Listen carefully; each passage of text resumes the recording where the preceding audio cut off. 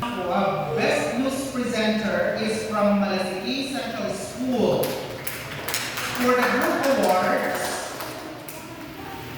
awards, Best in Technical Application came from St. Vincent Catholic School. Best in Commercial from the Seoul Integrated School. And the best script is Lingayen 1 Central School. Overall, tinanong kung doon po sa script kung ilan ang first to third ba yung script? 1 to 3. Script. First, second, and third. Okay. So, for mga Tarungan Central School, for the best script, you are third place. Ayan. Punta kayo dito sa harap to get your certificates. Tingnan natin yung medals na. English. Meron sila for best script for mga Tarungan Central School. Meron naman may best script na. Ma'am, naka-video Hindi yan. na ang best Video yan. script. Basta may certificate. Kanina pa yan. Sige.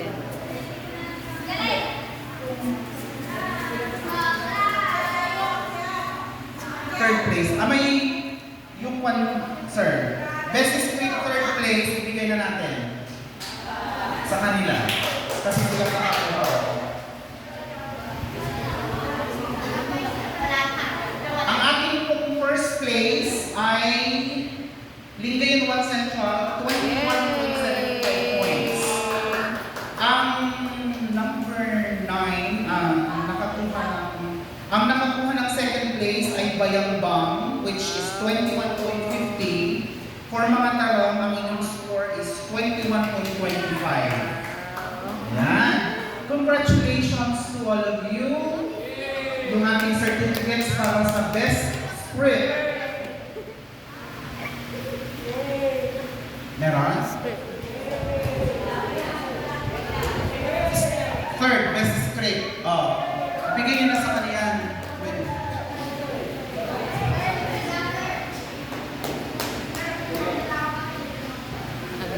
Best script sila. Video. Wow, ang galing. Wow, best script sila. Kaya.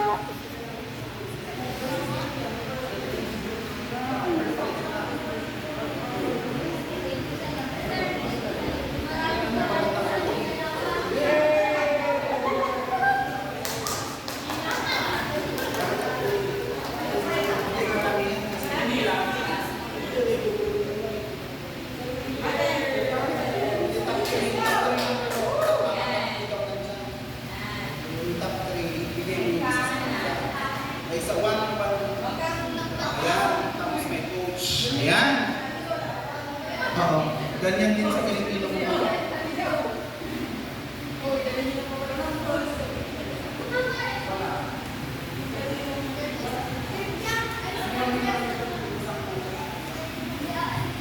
Tingnan mo, sir, again for commercial.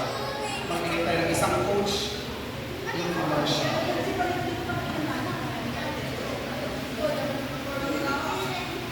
Yes po. Commercial. Isang coach at saka isang, marami yun, 7 yung nandyan. Kunin mo nga yung isang cellphone ko na.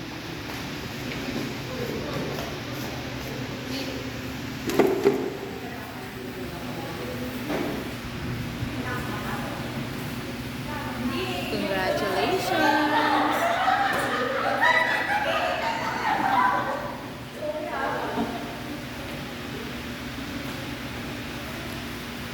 Okay, so another award for mga Tarungan for best in commercial, second place. Ayan, congratulations po. Overall,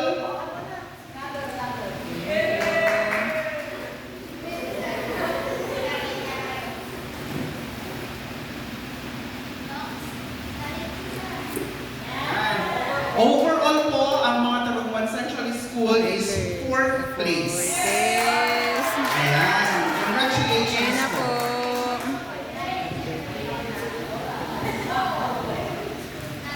Okay, in behalf of our SDS NAM team, we at the Division Office would like to extend our gratitude to the teaching and non-teaching personnel of mga Talugbuan Central School. And then of course, kay Madam Banji, maraming salamat po for the warm welcome.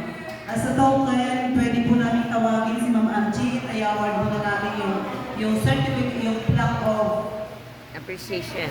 sa mga Talugbuan Central School together with the school head.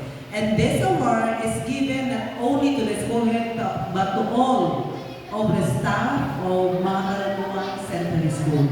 Thank you so much for accepting the challenge and hosting the 2024 DSPC.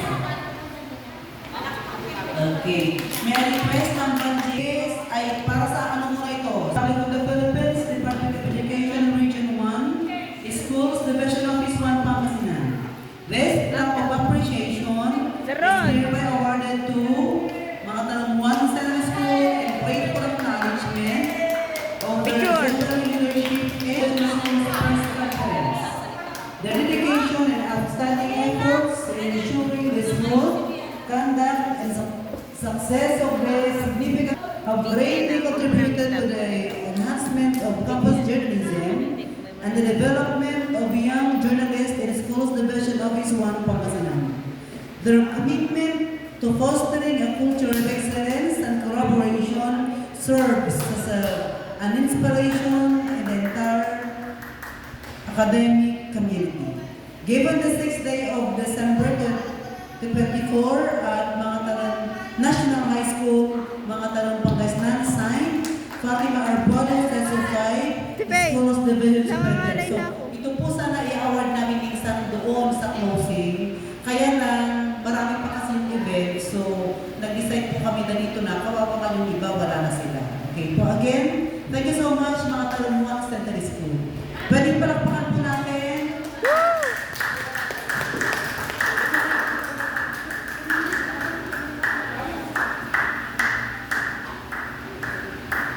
Nangangalay na ako dyan.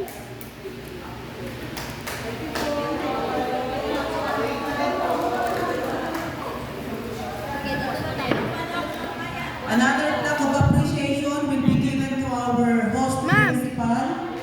May I read the text again? Republic of the Philippines.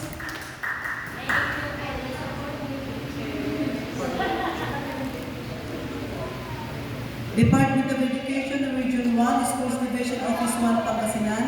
This plaque of appreciation is hereby awarded to Dr. Evangeline T. Fernandez, Principal 2, mga Talugbuan Central School, in grateful acknowledgement of her exemplary leadership and unwavering support as the host principal of the 2024 Division Schools Press Conference.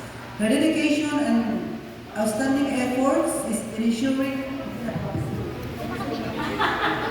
her dedication and extend Hawakan mo. Meron. Hawakan mo. her dedication and outstanding efforts in ensuring the smooth conduct and success of this significant event have greatly contributed to the enhancement of campus journalism and the development of young journalists in SDO1 Pangasinan. Your commitment to fostering a culture of excellence and collaboration served as an inspiration to the entire academic community. Given the 6th day of December 2024 at Manatara National High School, Manatara Pangasinan signed Fatima Arbono, Session 5, as Schools Division Superintendent. On behalf of our SDS and entire SDO1 Pangasinan, thank you so much, Ma'am Banji, and the whole teaching and non-teaching personnel of Manatara Central School. Congratulations, Bruna.